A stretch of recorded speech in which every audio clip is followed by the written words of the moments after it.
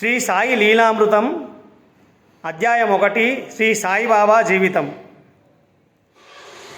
మీరెవరు అని అడిగితే వటవృక్షం మూలానికి మూలం మాది దత్తనగరం అని చెప్పారు శ్రీ అక్కల్కోట స్వామి.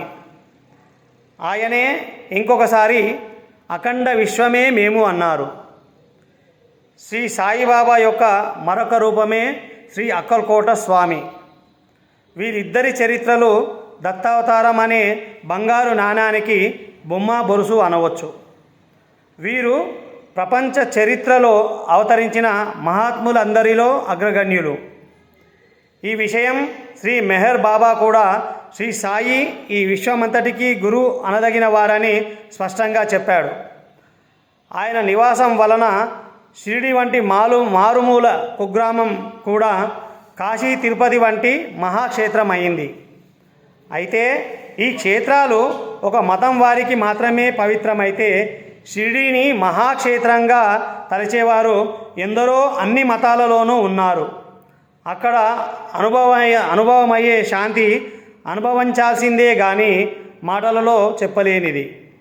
మనకు ఇంటి వద్ద ఏమి చేసినా శాంతించని మనస్సు షిరిడీలో కాలు పెట్టగానే ప్రాపంచిక వ్యవహారాలన్నింటినీ మరచిపోయి మహాశాంతిని పొందుతుంది.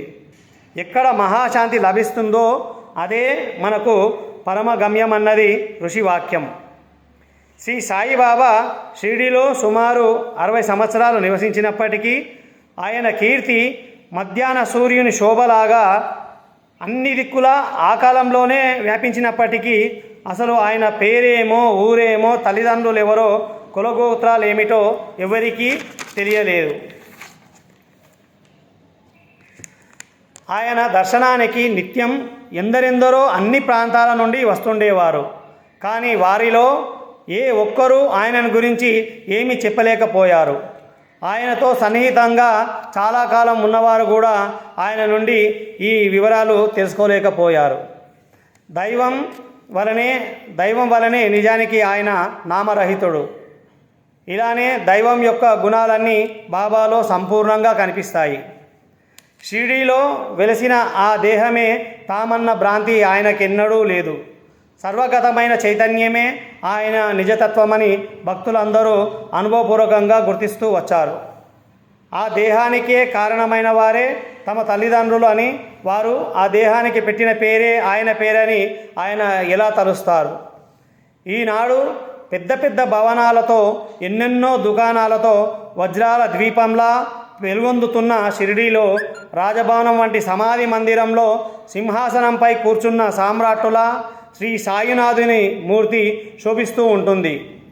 దేశం నలుమూలల నుండి వారి దర్శనార్థం వారి దర్బారుకు చేరిన భక్తులెందరో తెచ్చిన లెక్కలేనన్ని పూలమాలలతో, కొత్త వస్త్రాలతో, ప్రతిక్షణం సరికొత్త అలంకరణలతో ఆయన వెలిగిపోతుంటారు. దీనికి నేటి షిరిడీ క్షేత్రానికి ఎంతో చక్కని పోలిక ఉన్నది. కానీ సుమారు 130 సంవత్సరాల క్రిందట ఆ జిల్లాలోనే ఎక్కువ మందికి తెలియని చిన్న గ్రామాలలో ఒకటి ఆనాటి షిరిడీ. అక్కడ 80 గడపలకు మించి ఉండేవి కావు. దాదాపు ఇళ్ళన్నీ మట్టి కట్టడాలే. 1-2 గుడిసెలలో నిత్యావసర వస్తువులు అమ్మేవారు. గ్రామానికి అన్ని వైపులా తుమ్మెద పొడలు, చిట్టడవి పొలాలు ఉండేవి. అరుదుగా ఎప్పుడైనా ఆ ఊరిలోకి గుర్రపు బండి వస్తే గ్రామంలోని పిల్లలు పెద్దలు చోద్యంగా చూచేవారు. నిజానికి ఆ సమీపంలోని రహాతా గ్రామానికి మాలపల్లె షిరిడి. ఆ గ్రామంలో జరిగే గొప్ప వేడుక వారానికి ఒకసారి జరిగే సంత మాత్రమే. ఎప్పుడైనా కాలినడకన దేశ సంచారం చేసే యాత్రికులు, సాధువులు, ఫకీర్లు ఆ గ్రామంలోని మారుతి ఆలయంలోనో లేక తాకియాలోనో బస చేసేవారు. ఆనాటి షిరిడీలో ఈనాటి మన జీవితాలలో లాగానే సరి అయిన వీధి కానీ వీధి దీపాలు కానీ ఉండేవి కావు. గ్రామంలో తలుపులు కూడా లేని మారుతి, శని, గణపతి, మహాదేవుల ఆలయాలు ఉండేవి.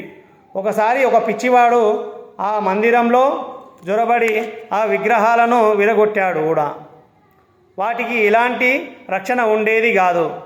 గ్రామం మధ్యంలో ఒక విఠలుడి ఆలయం, గ్రామ ప్రవేశంలో గ్రామదేవత ఖండోబాలయం ఉన్నాయి. బాబా అధ్యాయంలోని కొంత భాగం చదివి వినిపించాను. ఏదైనా తప్పులు ఉంటే క్షమించండి.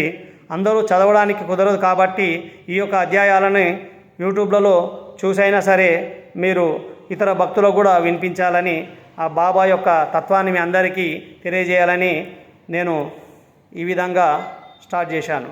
సాయి బాబా కీ జై, సద్గురు సాయినాథ్ మహారాజ్ కీ జై.